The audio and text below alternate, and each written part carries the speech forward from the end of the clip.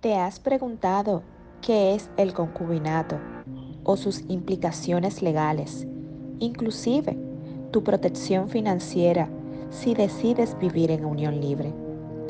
Todo esto junto a la abogada Yesenia Padilla, quien nos guiará en este interesante tema desde la perspectiva legal sobre derechos y responsabilidades que tienen las parejas no casadas legalmente, lo encontrarás el día de hoy en este episodio de Women's Talk.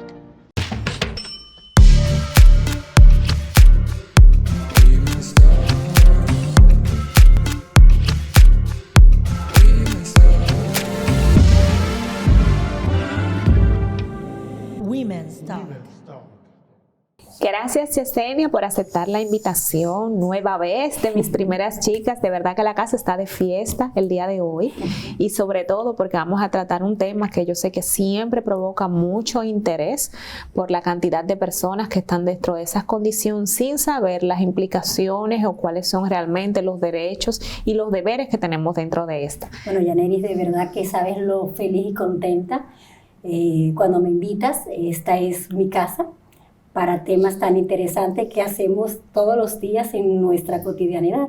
Así que, bueno, yo creo que te doy las gracias a ti porque me vas a permitir llegarle a tantas mujeres en un tema de tanto interés que va a generar morbo, va a generar ansiedad y sobre todo educación para que nosotros las mujeres demos un paso adelante. Así que las gracias te las reitero a ti. Claro que sí. Y ustedes dirán que ¿cuál es el tema? Pues el tema es el concubinato. Wow.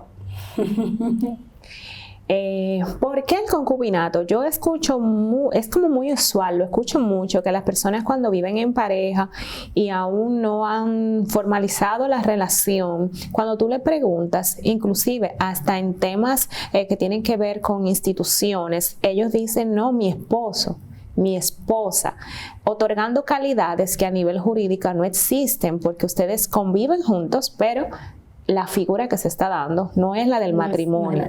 Entonces, por eso yo me motivé a poder entender desde el aspecto legal y también eso va a abarcar, por ende, el aspecto financiero, cuál es la figura del concubinato. Tú sabes que a mí me encantan los conceptos y lo primero que te voy a cuestionar es a nivel legal, ¿cómo podemos estar conceptualizando la figura del concubinato? Bueno, el concubinato, digamos que es lo más cercano al matrimonio, para que nos vamos poniendo en contexto respecto a una relación de pareja, como lo es también la del matrimonio, pero esta es derivada de una unión consensual donde no intervino una autoridad que valide, registre y le otorgue publicidad a esta relación de pareja, pero que aunque no tenga esta legitimidad registral producto de la oficialía que registre, lo no menos cierto es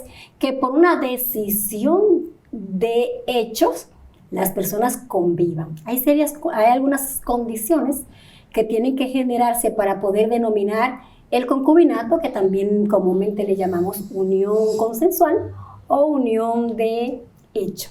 Sí, eso me gusta muchísimo, eso que tú puntualizas al final, que es una relación, porque de hecho lo estábamos hablando antes, es una relación de hecho, pero no de derecho. En principio. En principio. A diferencia del matrimonio, que es una relación de derecho, que nace con un derecho. Entonces ahí mismo se me prenden las luces de decir, bueno, pues entonces, aunque son dos relaciones que en cierta forma son consensuadas, porque ambas personas en teoría debieron de estar de acuerdo, ya sea para casarse como para convivir, pues no es cierto, entonces tienen diferencias. Sí, tienen diferencias desde el punto de vista de su conceptualización y de cómo hacer las ejecutoriedades de las acciones derivadas de una relación de pareja. Me explico. En el momento en que tú tienes una relación y tú la quieres formalizar, lo correspondiente, y hasta la Biblia así lo establece, es acudir ante un oficial para que se formalice esta unión, se genera un contrato, porque el contrato no es, el matrimonio no es más que un contrato, y este contrato conlleva una serie de registros, por eso siempre contamos con esta famosa acta de matrimonio, que se asienta en un libro, un folio, etc. Y es muy fácil de demostrar este esta unión. Es como que legalizamos la decisión de tú y yo vivir juntos. Ahora bien, en el tema del concubinato es un poco más suelto, es un poco más del diario vivir. Por eso es que el concubinato es una acción que no ha nacido del legislador. El legislador no lo ha pensado todavía. La estamos tocando ya, y lo vamos a hablar más adelante, en la Constitución, etcétera, pero realmente la unión o el concubinato viene del pueblo. Ha sido, digamos que viene de la informalidad. De la informalidad propiamente hablando. Entonces, técnicamente nacen en ámbitos distintos, porque cuando tú dices, me quiero casar, ya tú vas con una preparación, ya tú hiciste un noviazgo previo, etcétera.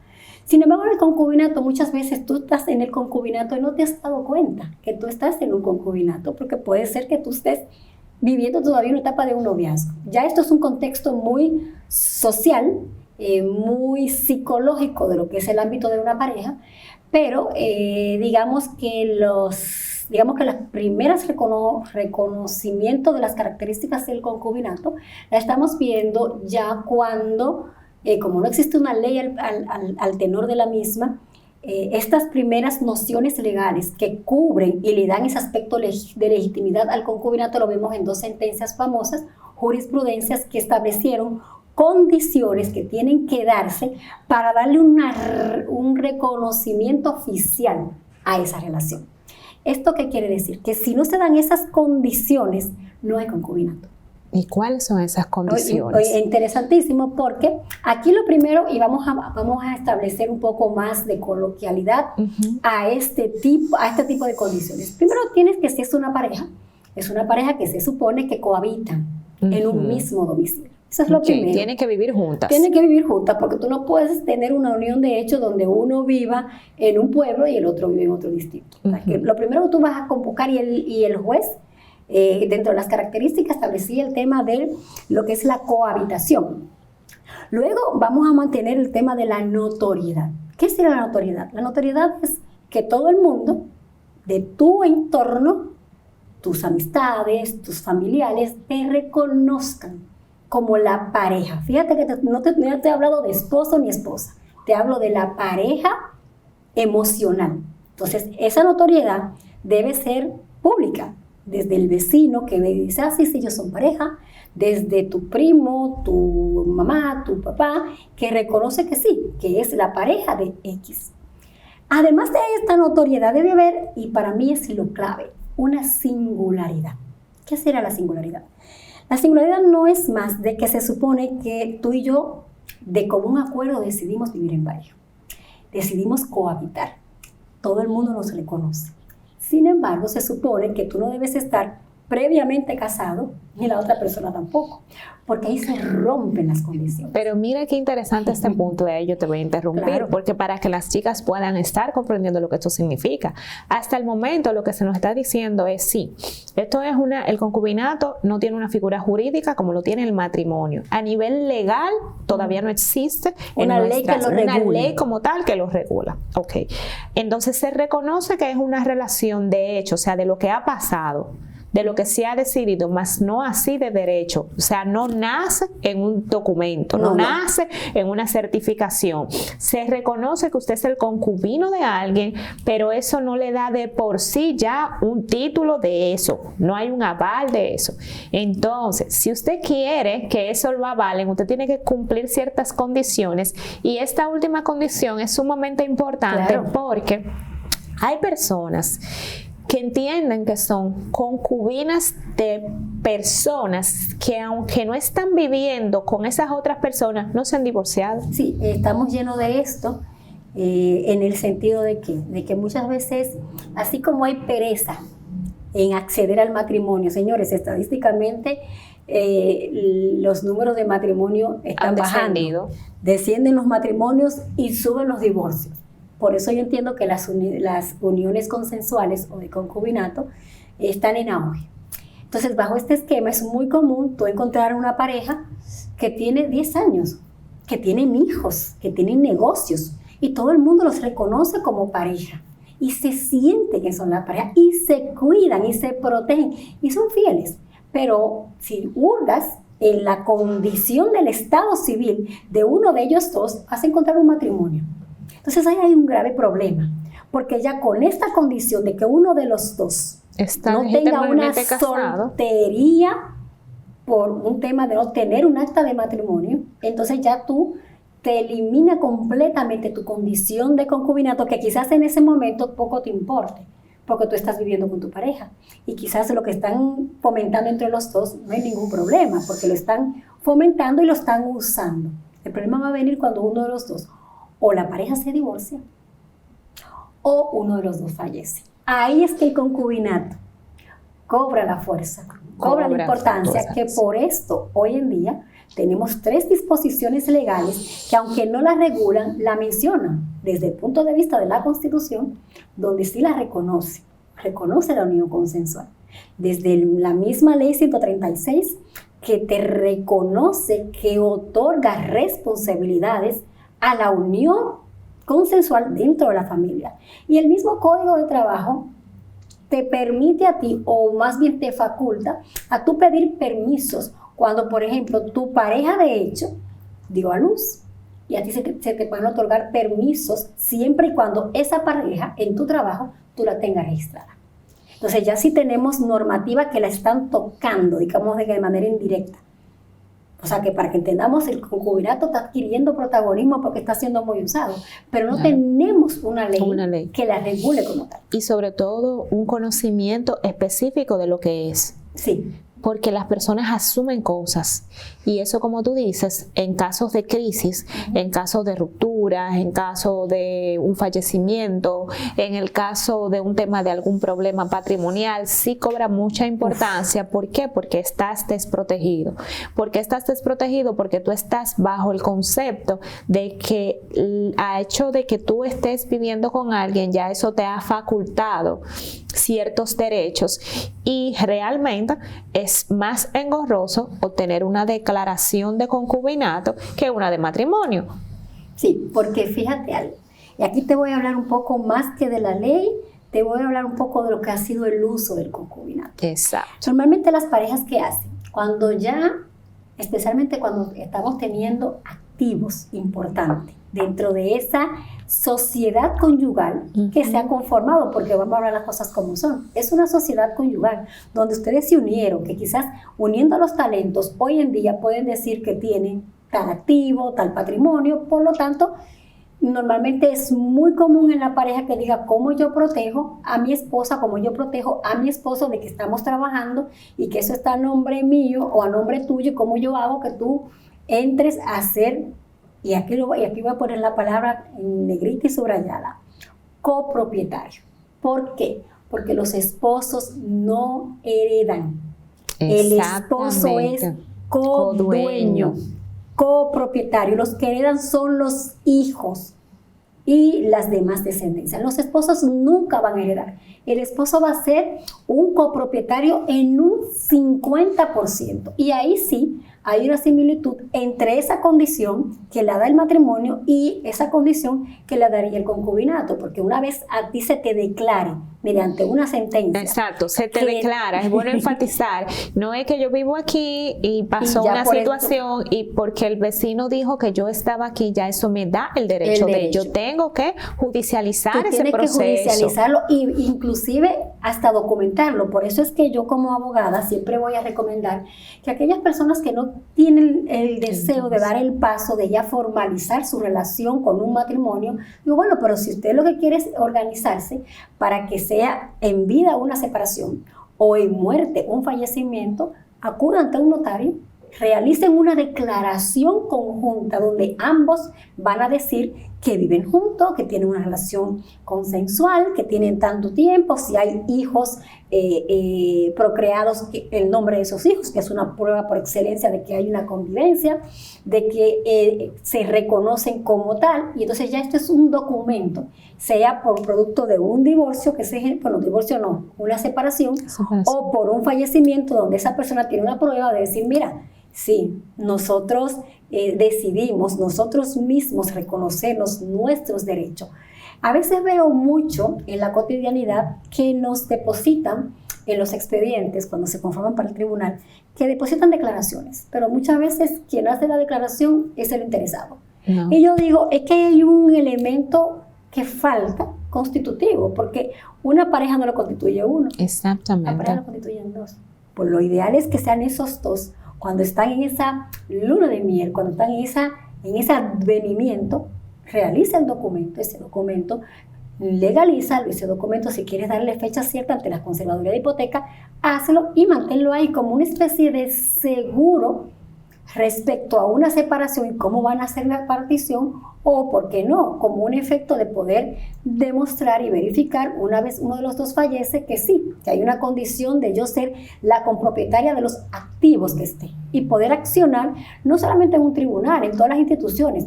Por ejemplo, un banco. Exactamente. Se fallece tu pareja y tú quieres ir al banco a movilizar unos fondos. Y tú vas a ir a decirle, mire, señor banco, hay 2 millones de pesos de mi marido, de mi esposo. Lo primero que le va a pedir al banco es ¿dónde está el acta de matrimonio? No, es que nosotros éramos maridos por 30 años. Tenemos 10 hijos. Sí, hay muchas felicidades. Mi sentido pésame, pero ¿dónde está el documento que acredita todo eso? Entonces es un poco, si ya que tú decidiste no formalizarte, por lo menos regúlate. Bueno, a ti mujer o al hombre que lo quiera realizar, es mi recomendación. Claro que sí. Y eso toca mucho con el tema de los derechos y por vía de consecuencia también el derecho de los hijos.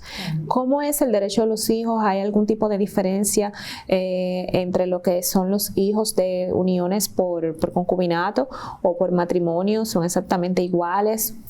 Mira, realmente me siento orgullosa de ser dominicana en cuanto a nuestra legislación, porque no hay una distinción entre un hijo nacido en un matrimonio y un hijo nacido fuera del matrimonio. Simplemente está el hecho de que usted, como padre, como madre, acuda ante un oficial civil y declare que es su hijo, con eso es suficiente. Y ya el derecho que se genera en cuanto a la filiación de padre o madre es el mismo, sufren los mismos efectos. En el pasado, en el Código Civil, que esta parte fue reformada, se hablaba del hijo natural y se hablaba del famoso hijo legítimo o reconocido. En la actualidad no tenemos diferencia en ese sentido, que para mí es sumamente justo esto, porque no dejan de ser hijos. Y en esta vertiente, cuando se habla de una partición, este hijo se ha conceptualizado o concebido dentro de un matrimonio con nupcias formales o en una unión consensual. No va a tener menos derecho porque sea de tal o cual unión. Solo basta con que la persona haya hecho la declaración diciendo es mi hijo y por lo tanto públicamente lo es. Como también puede ser de que en un acta se establezca que tú digas, bueno, es que no es mi hijo, pero el acta lo menciona. Entonces, si tú quieres desvincular esta acción pública, entonces tú vas ante un tribunal y alegas, mira, no es mi hijo. ¿Por qué no es mi hijo? Mira, por tales pruebas como lo pudiera hacer un ADN. Entonces ya ahí se hace un desconocimiento de paternidad y ahí poco importa que haya sido por un concubinato o por un matrimonio, no es su hijo. O sea, que digamos que una cosa te va a llevar a la otra, pero no hay una diferencia porque un hijo nazca de un matrimonio, de un concubinato o, ¿por qué no?, hasta de una relación de la calle. ¿Qué pasa si el hombre o la mujer no han hecho el proceso de la declaración de concubinato y sucede la separación o sucede el fallecimiento?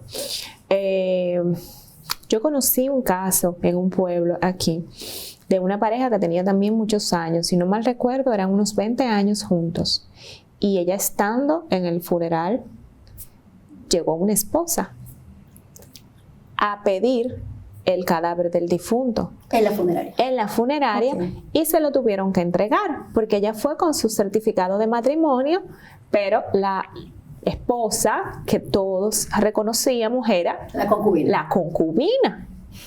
Porque efectivamente el señor había tenido esa pareja, se fue, pero no hizo ese proceso de divorcio. En un caso como ese, tomando un ejemplo como ese, pasó una crisis. Me imagino. ¿Qué pasa con esa concubina que no ha declarado respecto a tanto, por ejemplo, el reclamo del cadáver, tema de bienes, tema de activos, algún tipo de partición?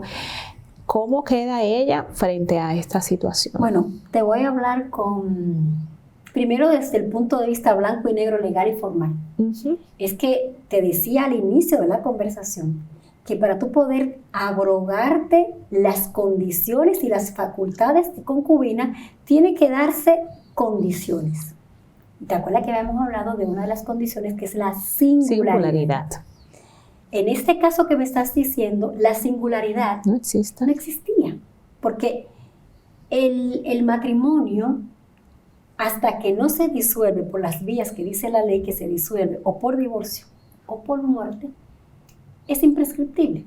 ¿Eso qué quiere decir? Tú estás casada. Si tú no te has muerto, ni te has divorciado, tú legalmente continúas casado. Por lo tanto, ya cualquier relación, por muy de hecho, por muy consensual que tú tengas, es ilegítima. Es ilegítima desde el punto de vista de que hay una institución con la fortaleza del matrimonio que a ti te precede y que te ata las manos. En este caso puntual, esta señora podrá realizar cuantas acciones del lugar entienda, pero tarde o temprano, independientemente de casos que tenemos en los tribunales donde nos están reconociendo atrocidades en ese sentido, lo no menos cierto es que tiene que darse la situación de ese reconocimiento de ese matrimonio y que, por ejemplo, en el caso de la funeraria o en el caso del hospital o de la clínica, que tenga que tomar la decisión de a quién le van a entregar un cadáver, evidentemente, si yo fuera un encargado, yo le voy a entregar a quien tenga el documento legal, que en este caso es el acta de matrimonio. Y lamentablemente tendría que decirle a esta señora que tiene una unión consensual que a mí no me consta porque a mí no me es notoria, recuerda lo que te hablaba de la notoriedad, como no me es notoria, ¿qué tengo que hacer? Llevarme del documento. Esto es en cuanto a la entrega del cuerpo. Ahora te hago el símil. Tú te vas a ir a un banco y ellas las dos se van a presentar al banco y van a decir, mira, yo tengo 10 hijos con él y lo tengo que mantener. Por lo tanto, dame esos 10 millones de pesos que están en el banco. Y va a ir la esposa a decirle, mira, yo soy la esposa, dame los 10 millones de pesos. ¿A quién tú crees que el banco tiene que acceder? A la esposa.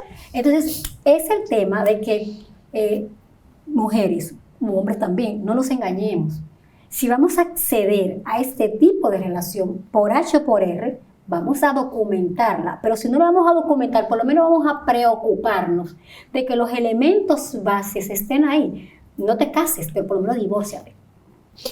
Hay un elemento clave para mí en esto, porque lo veo mucho cuando estoy trabajando con la parte de finanzas, y ese está bien. Es cierto que cada ser humano tiene la libertad de poder estar decidiendo si toma una decisión como casarse o prefiere otro modelo, y en ese caso, si el modelo que se prefiere como pareja es el de concubinato, por las razones que sean, es bueno, válido, aceptable y es algo respetable. Ahora bien, como tú dices, no nos engañemos. Como es una relación que no viene con derechos de por sí, usted tiene que ocuparse de construir sus derechos.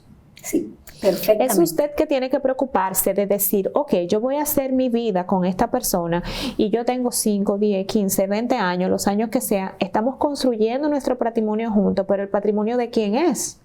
Estamos haciendo nuestra casa, haciendo un esfuerzo de toda la vida, porque muchas personas hacen un esfuerzo de toda la vida, por ejemplo, por tener una vivienda. Pero si usted es concubina y él ha comprado esa vivienda a su nombre de él, aunque usted le haya dado cada mes para pagar la cuota del banco su mitad del dinero, si ese nombre suyo no está dentro de ese título y si ese nombre suyo no figura en una certificación de concubinato, en el momento que pase una muerte o en el momento que ustedes por alguna razón se deban de separar, usted no tiene casa. Tú estás simplemente viviendo en la casa del que era tu novio. Efectivamente. Lamentablemente. Por eso es que yo vuelvo a establecer, y esto es un tema más que legal, es un tema de razonamiento básico. Es verdad que el matrimonio tiene sus bemoles. Ciertamente, dar el paso del matrimonio no es solamente verlo como la historia hermosa de hacer una gran fiesta, de ir a firmar, de tener un acta de matrimonio. Se desencadena una serie de acciones. Sin embargo, si ya yo decidí, si yo elegí a un compañero de vida, e inclusive producto de esa elección ya tengo inclusive he procreado hijos, bueno, pues regúlate, ya sea a través de acceder al matrimonio. Por eso muchas veces yo celebro estas parejas que tienen muchos años en unión libre y deciden, mira, vamos a casarnos. Muchas veces ese matrimonio es más que por un tema emocional, es por un tema transaccional y patrimonial, para proteger ese 50% que, vuelvo a repetir, no es de herencia, es de copropiedad. O, ¿por qué no?, proteger también los activos que tú estás generando respecto a hijos que no están en esa unión. Porque también nadamos con hijos de otras parejas. Y ahí a mí me gusta puntualizar algo mucho sin identificar el género. Sí, claro. Independientemente de que sea mujer o sea hombre. Miren, cuando ustedes tienen una relación de pareja, puede ser que haya un ente pasivo y que haya un ente activo. Entiéndase que pudiera darse el caso de que haya uno de los dos que es el que lleva los ingresos al hogar y otro que se le da mejor, o que han decidido ambos cuidar el hogar. Muchas veces pasa que hay familias donde se decide, bueno, el hombre va a trabajar, la mujer se va a quedar al cargo del cuidado de la casa y de los hijos, porque hemos decidido tener una familia, 3 hijos, 4 hijos. Pero resulta que en el momento de poder sacar y poner sobre la mesa los bienes de esa familia, se entiende que son del que los ha trabajado.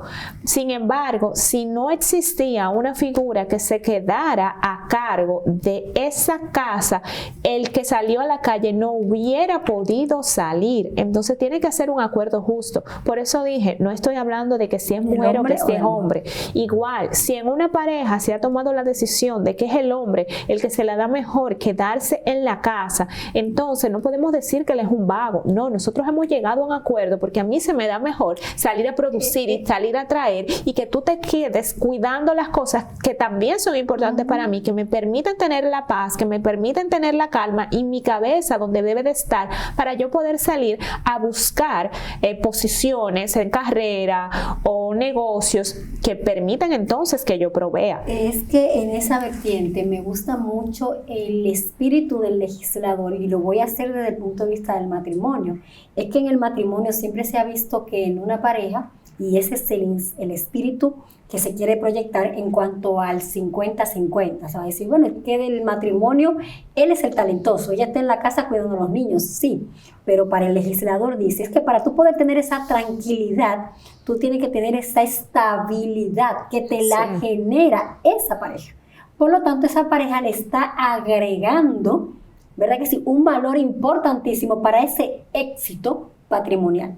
Por lo tanto, técnicamente, aunque el del activo, el del talento, sea la mujer o sea uno de los dos, lo menos cierto es que lo están pudiendo lograr por esta asociación de cada quien aportando sus talentos. Ojo, y hago hincapié en esto. Tanto en el concubinato como en el matrimonio, los activos que provengan de una herencia no van a entrar. No van a entrar. Esto quiere decir que si yo me caso y cuando yo llegue al matrimonio o estando ya en el matrimonio fallece mi papá, y mi papá me deja 3 casas, un apartamento, una cuenta de banco, ese dinero o lo que yo pueda adquirir a través de ese dinero, mi esposo no es copropietario. Por eso es que yo siempre voy a decir, y creo que ahí entra mi papel como abogada, de que independientemente del amor que haya, las cosas han de organizarse. Y no es un tema de decir mala fe ni buena fe, no. Es que tienen que organizarse. Tiene que estar claras. Para la misma estabilidad de la pareja. Pero una pareja, al fin general, o lo que se consigue es una apropiación de familia. No estés dejándole problema a la familia, a los hijos. Y a los hijos que muchas veces no son hijos de una misma madre. No separemos la familia por los activos, porque es muy lindo, familia que progresa, y cuando uno de los 2 progenitores fallece, la familia queda desunida. Así es. Y muchas veces no es porque la familia no se quiera, es porque los responsables de que si sentaron las bases para obtener ese patrimonio, sientan las bases para organizarlo. Para organizarlo al presente y a futuro, sea tú estando o no estando. ¿Tiene suficiente cobertura legal una declaración de concubinato en tierras extranjeras? Por ejemplo, yo soy concubina y yo con una declaración de concubinato fallece la persona y puedo ir a un consulado, a un banco en el extranjero para yo validar eso como si lo tiene un certificado de matrimonio. Técnicamente no. Técnicamente no. Te lo diría por qué. Porque recuérdate que, como decía al inicio, yo hago la declaración o hacemos la declaración para sentar las bases, documentar, para poder exigir que se reconozca oficialmente mi condición de concubino.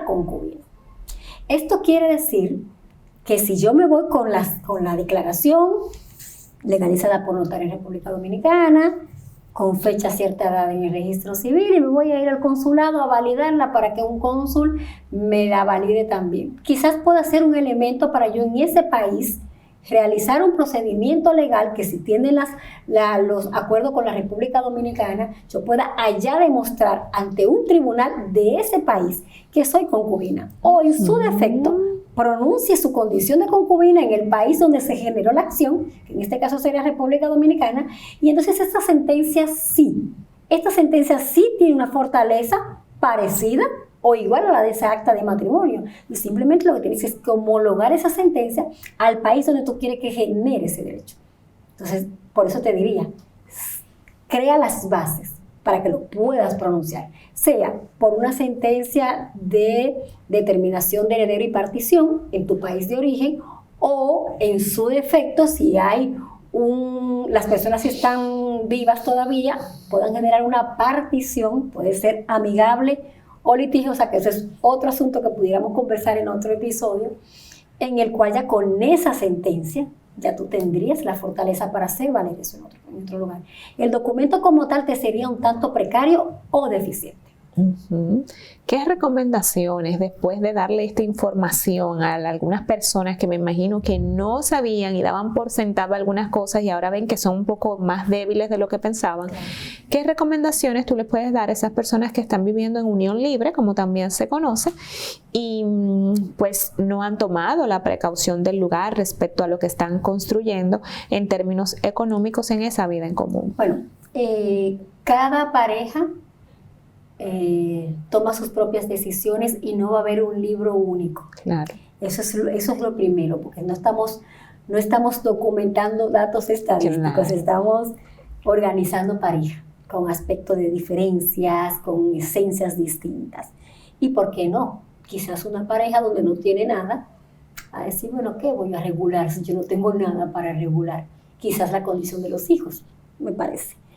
Ahora bien, si ya ustedes como pareja decidieron, como decimos en buen dominicano, echar para adelante, fomentar activos, bueno, la primera opción que yo te podría recomendar es cásate y genera un vínculo legal, y ahí ya te quitaste de tener que estarlo haciendo en un tribunal, porque ya tú fuiste ante un oficial que administrativamente te dio tu condición ya no de concubina, sino de esposa o esposo legítimo. Ahora, que tú no quieras hacerlo, también porque, bueno, mira, yo quiero conservar ciertas cosas mías. Bueno, pues tienes un matrimonio con separación de bienes, donde lo tuyo es tuyo y lo mío es mío. Pero en caso de que no quieras dar ese paso, como te decía inicialmente, bueno, pues entonces trata de fomentar la documentación en tu condición de concubino, decir, mira, fulano, vamos a un notario, vamos a declarar, vamos a hacer toda la información que sea necesaria. Ahora, si aún así no te es suficiente, hay una figura que me encanta mucho, la hemos conversado en otros episodios, que es la figura del fideicomiso. El fideicomiso es un vehículo excelente, que sirve para muchísimo, es como decir la medida. Eso sirve para todo. El fideicomiso también es así. Y con el fideicomiso, la pareja puede francamente decir, mira, tengo tales o cuales activos, vamos a separarlo y colocarlo en un activo, en un patrimonio, separado de ti y de mí. Y vamos a decidir que ese patrimonio separado de ti y de mí va a estar en un vehículo aparte de nosotros, y que en ese vehículo te va a decir que los beneficios de ese patrimonio se los vamos a dar a ti y a mí, a nuestros hijos, al gato o a quien decidamos. Para mí es como una de las herramientas más impersonales pero más inteligentes. Claro. Tenemos un crisol de opciones legales, sociales, económicas, financieras que podemos accesar. Ahora, lo peor que puedes es simplemente decir, nos amamos, todo el mundo sabe que usted y yo somos pareja, por lo tanto aquí no hay problema. No, eso no es así. Legalmente no funciona. Esos son los elementos para el desastre de una separación y de una batalla legal por años. Claro, o de un fallecimiento. Yesenia, gracias. Gracias por esclarecernos tanto. Aunque parece tan simple, realmente yo he visto mucho en mi práctica profesional muchas situaciones a raíz de no esclarecer las cosas, de no conceptualizarlas, de no entenderlas como tal. He visto muchas mujeres, se da mucho en el caso de las mujeres que son concubinas por muchos años y entienden que ya eso de plano las ha hecho copropietarias de las cosas, con parejas que a veces todavía no se han divorciado, que no se han preocupado por esa parte, que tienen hijos fuera de esa relación, entonces vienen otros temas hereditarios. Entonces es bueno, yo siempre digo que para tú tratar algo, lo primero es conceptualizarlo, ¿y eso qué es? Eso hasta dónde me cubre, qué yo puedo hacer, y por ahí entonces poder diseñar una solución que me permita al final del día lo que todos queremos, tener una vida plena, tener una vida en bienestar. Entonces, para que tengamos una vida en bienestar, tenemos que ir resolviendo los conflictos que la vida nos va presentando y nos vamos organizando. Muchísimas gracias por darnos toda... También, y a ti como siempre, sabes que soy de la casa. Así es. Y siempre voy a estar dispuesta a cualquier persona, pero especialmente por mi condición de género de mujer, siempre voy a estar muy dispuesta a las grandes luchas. Y bueno, es un de orden. A veces me llegan estos casos así y me llena un poco de orgullo que me digan mis clientas, yo sé que usted va a luchar bien por mí porque usted es mujer y me entiende. Entonces nosotras las mujeres defendámonos, pero defendámonos bien, defendámonos con inteligencia, aunque esto no implique que amemos más o menos. Así es. Muchas gracias. Y a ustedes, chicas, hasta un próximo episodio de Women's Talk.